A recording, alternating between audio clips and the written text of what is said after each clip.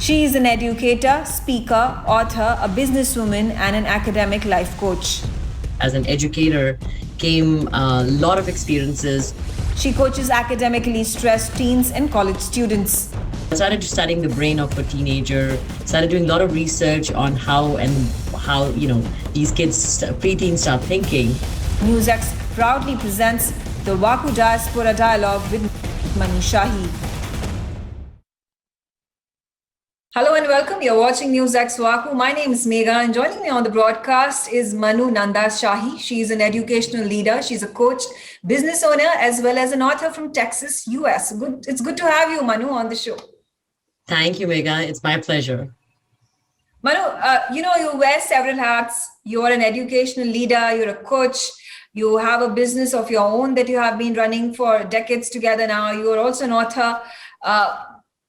How did your journey commence, and how's it going at this point? Oh, wow, Megha, you want me to have the 27 years of journey condensed into 12 minutes? That's going to be amazing. But I think it's one chapter at a time, and one day at a time is the mantra, which you learn not when you are young, but you do learn over a period of time. That's how it's supposed to be. So I came into this country. I'm from, Chandigarh. I had to say that, from Chandigarh, and got married, came to US. And I think I was sitting in a group of these, couples where everybody is either an IT person or is a physician, or, those are the two typical career paths that everybody comes to US with, majority, and then rest is self-made. So I started my journey actually as a teller in a bank, and I went to school again over here. And from there, I worked for got my degree, got into investing, worked as a stockbroker on New York Stock Exchange. From there, I decided life took a little turn for me on the medical path with the family relation. I had to go ahead and leave my job. Okay. And then I decided to go ahead and start my own business. And so I've been in an after-school industry business for last 15 years now. And along to that journey as an educator came a lot of experiences of why the families are behaving the way they are, which just made me become an academic coach for students. My heart is totally with middle school, preteen, teenagers. I think that's, if you can shape them, they can become amazing adults, and they feel they need a connection. So my journey has been from there to a TEDx talk to being a coach, but core my day-to-day is being after school business industry, where we help kids learn skills on how to study so that their grades go up.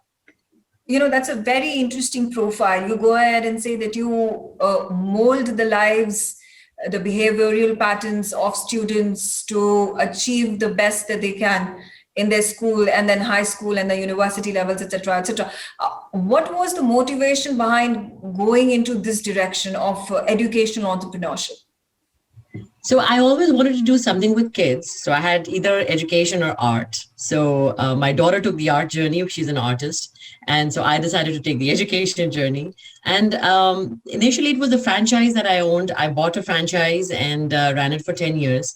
And I started seeing the struggles that the parents, especially the working parents, the franchise I owned was probably, majority of my clientage was, I would say 50% was South Asians. And I could see the struggles in the family. The mindset had to be changed of grades are not the only thing. There is more that is happening. The parent is just seeing a bad grade, but then if as an educator, we see so many other reasons behind the bad grade, but that connection was missing because it was kind of hard to convey that to the parents. But as soon as the kids hit the, preteen years, they would disconnect completely with the parents. And I'm a why person. I need to go ahead and do the research. So I started studying the brain of a teenager, started doing a lot of research on how these kids, preteens start thinking. And I wish a lot of parents do that to understand the why behind a child's behavior. And then I decided to sell my business and start something own, completely. Mm-hmm. And that connection that you can get with that student and figure out the reason behind their behavior and improve the behavior, improve the study habits and things, and improve their confidence and improve the grades, is a better outlook towards the academics versus just focus completely. And being South Asian, the parenting is very different versus when we are in US and see the parenting for non-South Asian families. Absolutely. I think you've taken on this very difficult task, keeping in mind teens, pre-teens. It's difficult because that's the age where they become disruptive. There are hormones that are at play. There are a lot of distractions all around. And obviously, when it comes to South Asians, or when it comes to any particular community living in foreign land, there is a lot of confusion that appears because you're holding on to the family values. And then there's a completely different environment that you have to adapt yourself to. There's peer pressure. I mean, we have all gone through our teens, and we understand the challenges of it. So kudos to you. And might I ask, the decision to move from India to United States, how did that happen? Was it just happenstance, or was there some more thought involved in actually going ahead and forging your entire personal and professional journey? No thought was given. It was destiny. Coming from a Punjabi family in 94, as soon as you are in that section, that age bracket, our parents are started to think about, let's get her married and all that stuff. So it was destiny, definitely. My husband is also from Chandigarh, and that's just brought me here, and nothing was planned. I was one day sitting and thinking, wow. So I'm here in a land where I know no one. It's an arranged marriage, so I don't even know my husband that well. I don't even know myself that well. And I have to start, hit the reset button in life. And that is one thing that I'm glad I did. I have no regrets being in US versus, either way, India or US, the journey would have been what I made out of it, either here or there. Thank you, Manu. And I totally agree with the kind of views that you hold with regards to the youth, not just in America, but in India as well. We are the future at the end of the day, and going ahead. And to be honest, there is quite the transformation that has been witnessed in terms of gender parity when it comes to peers that are looked upon. If you're a woman, then also there is equality. And that's the stress that has been levied at workplaces, at schools. And it can only be emphasized even further for that equity to hold place when it comes to the position of women professionally as well as. But Megha, I will add one more thing is we are giving all that power to the girls to improve and, go out there.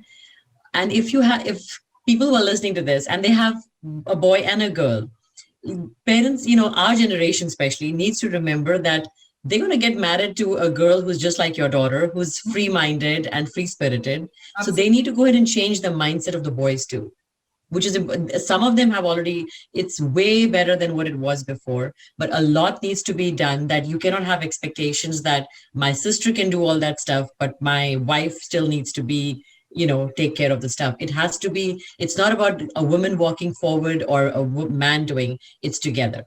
They work as a team, and that is a message that needs to be given out there. You both will be working, so you both need to do things in the house and outside together. Well, absolutely. On that note, Manu, I will have to wrap up with this fantastic conversation that I've just had with you. Thank you so much for being part of the NewsX Vaku journey with us. My pleasure, Megha, and good luck with what you're doing. Thank you. NewsX ITV network have proudly launched the Vaku Diaspora Broadcasting Network. Vaku DBN will be India's first mainstream platform dedicated to the diaspora community. Help support us. Become Vaku patrons at memboro.com/Vaku. You will get the first access to our interviews, make recommendations, merchandise access, ask questions, and get a shout out of thanks on our TV shows. You can also suggest to us who should get the Vaku Golden Chakra Awards, and also tell us who should get into the Vaku Hall of Fame. Limited memberships are available at 100 rupees per month on Memboro Vaku. Sign up now. Log on to memboro.com/Vaku.